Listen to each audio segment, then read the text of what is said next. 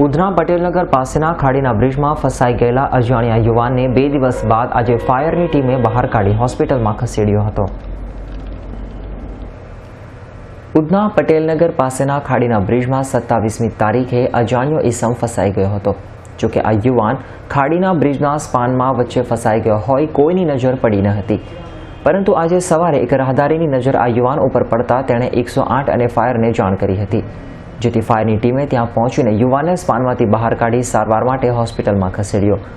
જોકે અજાણ્યા ઈસમના બંને પગમાં ફ્રેક્ચર થયું હોય તે બોલી શકતો પણ ન હતો, ત્યારે હાલ તો અજાણ્યાને સારવાર માટે નવી સિવિલ હોસ્પિટલ ખાતે ખસેડવામાં આવ્યો છે। Fire officer Vijaykant Tiwari Majura fire station ફરજ બજાવું છું।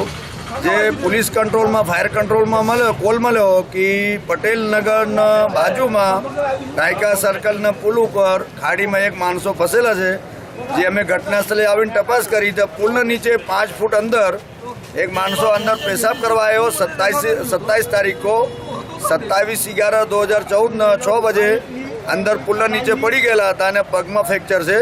જે માણસો બાજુમાં ધાર્મિક સોસાયટીમાં રહે છે, રાજુ સુરેશ કોલી પટેલ નામ છે, એના ઉંમર 45 છે। અંદાજે એને પૈરમાં અને હાથમાં ફ્રેક્ચર છે, જે એને અમે સ્વાભાવિક રીતે કાઢી લીધેલો છે અને માણસો અત્યારે હાલમાં જિંદા છે। 108માં રવાના કરીશ। Bureau report S9 news, Surat.